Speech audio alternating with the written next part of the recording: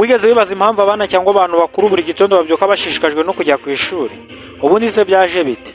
Ese wari uzi ko uburyo bwo kwigira mu ishuri bufite amateka atangaje kandi akubiyemo imibare abantu bakwibazaho? Ese amashuri yahozeho kuva abantu baremwa? Oya rwose. Tubane muri iyi video aho tugiye gusubira inyuma mu mateka kugira ngo tumenye uko amashuri yatangiye, aho yavuye, impamvu yatumye ashyirwaho n'icyo abahanga nka Plato cyangwa Horasman bayavugaho. Ni Modeste Mfo nk'ibisanzwe ku ijambo ry'ubwenge by Mfo. Ikaze. Uburezi ni intwari ikomeye ushobora gukoresha uhindura isi. Aya ni amagambo ya Nelson Mandela. Byerekana ko uburezi atari ukwiga gusa ngo ubone diplome, ahubwo ari igikoresho cy'ikirenga cyo guhindura imitekerereze n'imibereho y'abantu. Bivuze ko uburezi bukuraho ubujiji n'akarengane, uburezi bugahindura umuntu, uburezi kandi bugatanga uburere n'amahirwe angana, kandi bukaba intwaro y'amahoro. Ingingo yacu tuyihereye kera, amashuri ntabwo yahise abaho. Inkomoko yayo yagiye ihinduka bitewe n'uko imiryango y'abantu yagiye itera imbere. Mu bihe bya kera, ubumenyi bwahuriraga mu miryango, abana bigishwaga ibyo ababyeyi babo bakora, nko guhiga, ubuhinzi n'indi migenzo.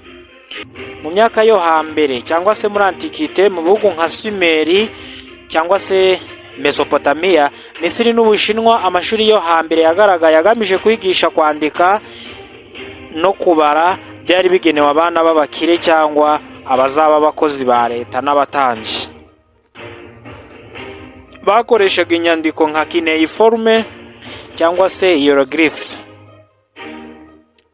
Mu Bugereki n'Abanyaroma, hano ho niho igitekerezo cy'uburezi bwagutse cyatangiriye, aho abana bigishwaga filozofiya, imyitozo ngororamubiri n'ubuvanganzo.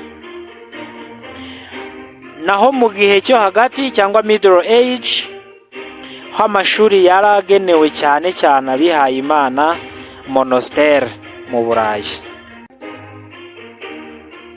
Igihe cy'impinduramatwara y'inganda, industrial revolution, izi mpinduramatwara nizo zazanye amashuri agezweho, public schools, kuko inganda zashakaga abakozi bazi gusoma, kwandika no kubahiriza igihe. Niyo systeme yo gushyiraho abana mu byiciro, kwigira hamwe no gukoresha ibizamini byafashe intera.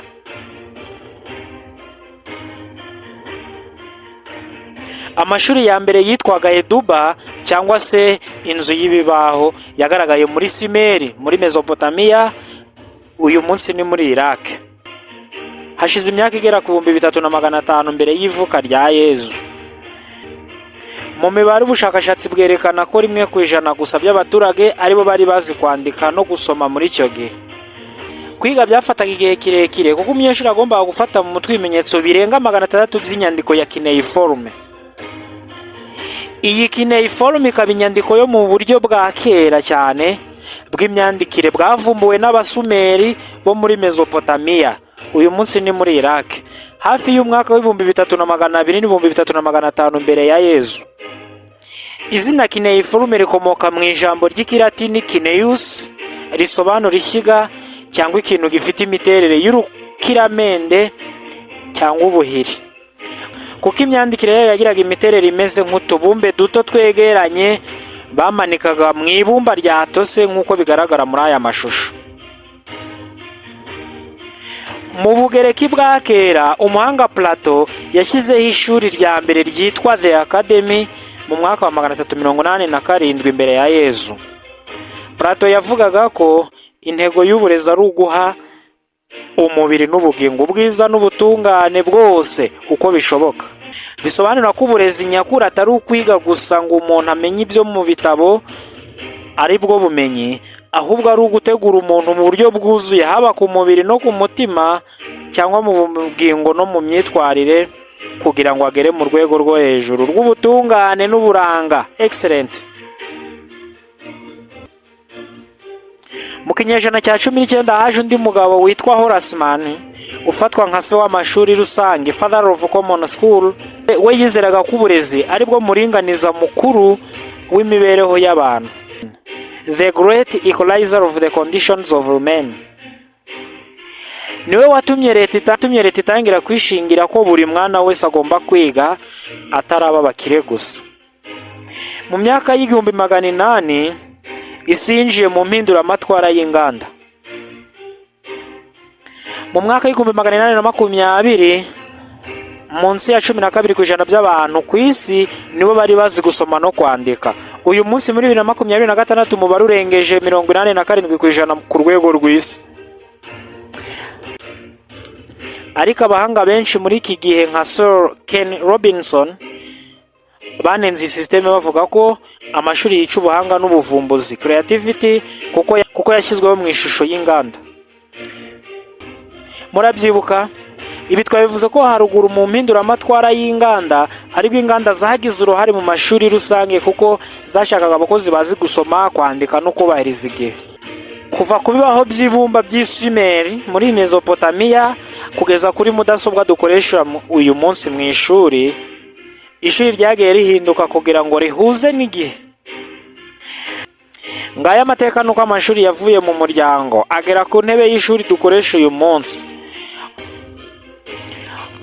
Isi irimo guhinduka, ubumenyi buri hose kuri interinete. Ese utekereza ko imyaka 100 iri imbere amashuri azaba giteye gutya?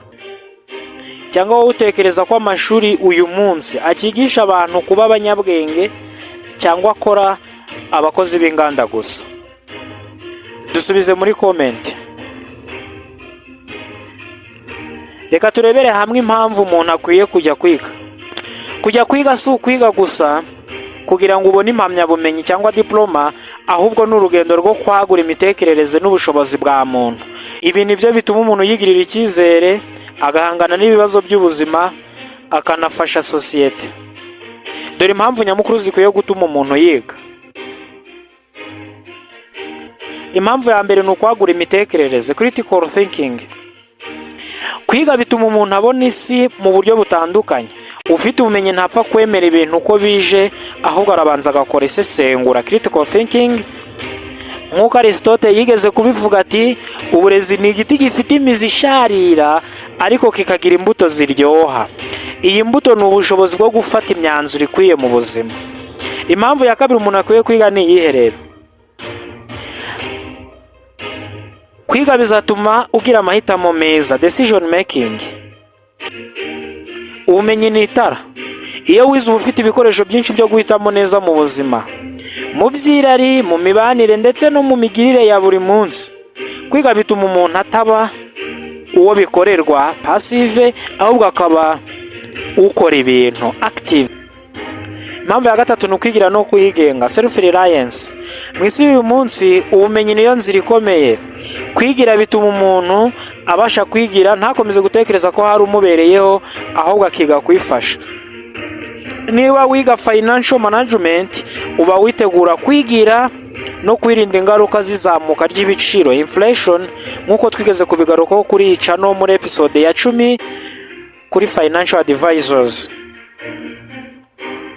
Impamvu ya kane umuntu akwiye kwiga nuko kwiga biguha kubaka imibanire yubakiye ku bwenge, social intelligence. Kwiga bituma duhuza imitekerereze n'abandi, kumva imico itandukanye no gusoma ibitabo bya kera bituma umuntu arushaho kuba umuntu mwiza mu muryango. Bituma umenya uko uganira, uko utega amatwi n'uko wubaka icyizere hagati yawe n'abandi. Impamvu ya gatanu ni uguhangana n'impinduka, adaptability. Isi irahinduka ku buryo bwihuse, AI, ikoranabuhanga n'ibindi. Umuntu utiga aguma inyuma. Kwiga bituma uhora ukangutse, ukabasha guhuza n'ibigezweho. Ubumenyi nibwo butuma udasigara inyuma mu iterambere. Mu Kinyarwanda hari umugani uvuga uti, ubwenge ntabwo ari bumwe, nubwo umuntu umwe ntibumara ishyanga. Kwiga ni uburyo bwo guhuza ubwenge bwawe n'ubwo abandi bakubereyeho imbere, kugira ngo nawe ube isoko y'ubwenge ku bandi bazagukurikira. Wakoze kureba iyi video. Niba ukunda amateka n'ubumenyi nk'ubu, kanda subscribe kuri channel yanjye, nawe twandikire muri comment icyo utekereza kuri aya mateka. Bye.